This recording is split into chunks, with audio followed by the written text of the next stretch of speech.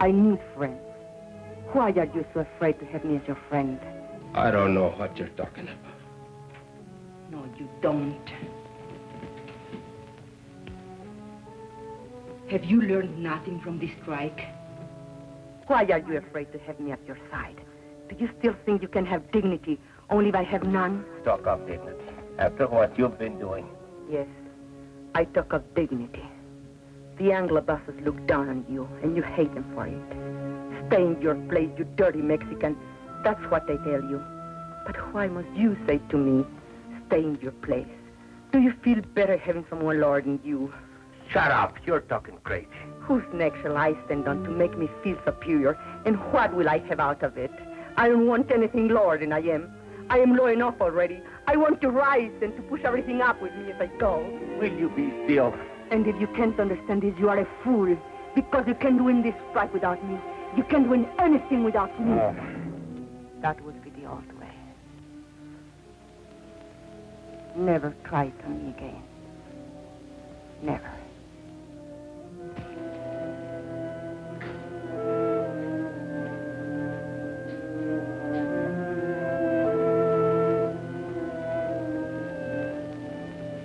I'm going to bed now.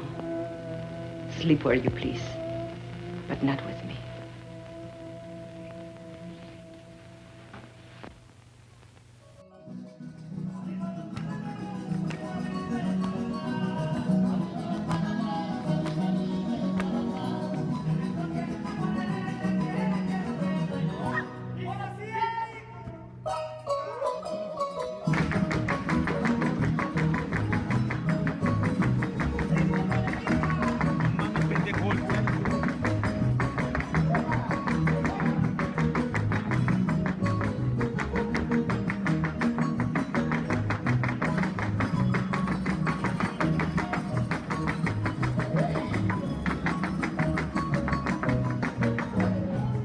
At home, Americans feared red subversion. Congress revived the House Committee on Un-American Activities. In 1947, the committee investigated Hollywood, factory of America's imagination. Whoever observed any communistic information in any script? Well, I had turned down quite a few scripts because I thought they were tinged with communistic ideas. They haven't attempted to use me, I don't think, because apparently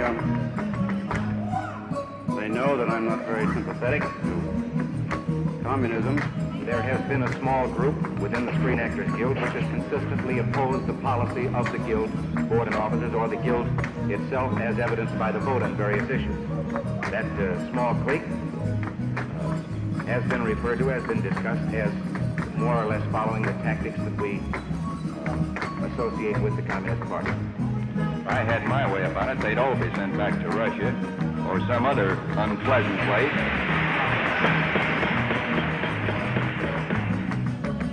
10 witnesses, the Hollywood 10, defied the committee's right to ask about their beliefs. Are you a member of the Communist Party? Or have you ever been a member of the Communist Party? It's unfortunate and tragic that I have to teach this committee the basic principles of Americanism. That's not the question.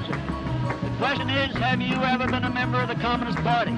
I'm framing my answer in the only way in which any American citizen can frame his Then you answer to denied- a question then you- which invades his absolutely invasive Then you right. denied, you refused to answer that question. Is that correct? I have told you that I will All right. offer my beliefs, my affiliations, and Here's the everything else Here's the to the witness. American public, and they will know where I stand, as they do from what I have written. Stand away I have from the written stand. for Americanism for many years, and I shall Stand away from the stand. fight for the Bill of Rights, which you I'll are trying to take destroy. that man away from the stand. Others from the film industry demonstrated their support for the constitutional rights of the 10. Are you or have you ever been a member of the Communist Party? I believe I have the right to be confronted with any evidence which supports this question. I should like to see what you have. Oh, well, you would. Yes. Well, you will pretty soon. The witness is excused. The 10 were imprisoned. With hundreds more, they were blacklisted, their livelihoods taken away. recognizing a communist, physical appearance counts for nothing. If he openly declares himself to be a communist, we take his word for it. If a person consistently reads and advocates the views expressed in a communist publication, he may be a communist. If a person supports organizations which reflect communist teachings, or organizations labeled communist by the Department of Justice, she may be a communist. If a person defends the activities of communist nations while consistently attacking the domestic and foreign policy of the United States, she may be a communist. If a person does all these things over a period of time, he must be a communist. But there are other communists who don't show their real faces, who work more silently.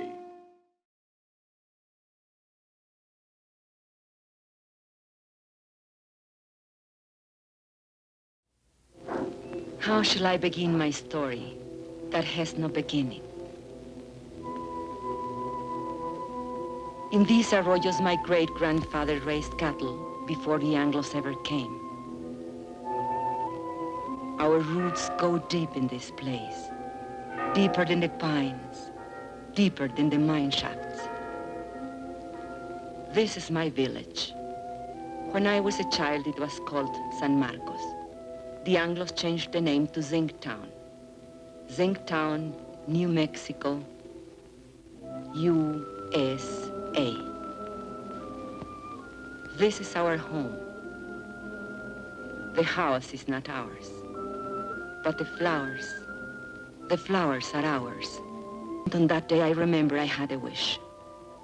A thought so sinful, a thought so evil, that I prayed to the Virgin to forgive me for it. I wished that my child would never be born. No, not into this world. But your forgiveness will have to come from someone other than me.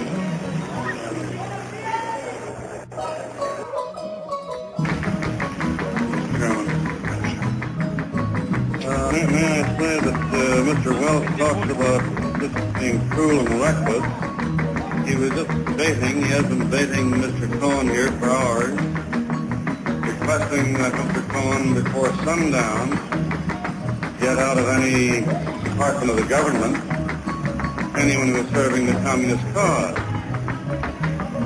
Now, I just give this man's record, and I want to say, Mr. Wells, that it has been labeled long before he became a member, as early as 1944. Maybe not drop this. We know he belongs to the Lawyers Guild. And Mr. Cohen nods his head at me. I take no personal injury, Mr. Cohen. I meant to do you no personal injury. And if I did, I beg your pardon. Let us not assassinate this lad first, Senator. You've done enough.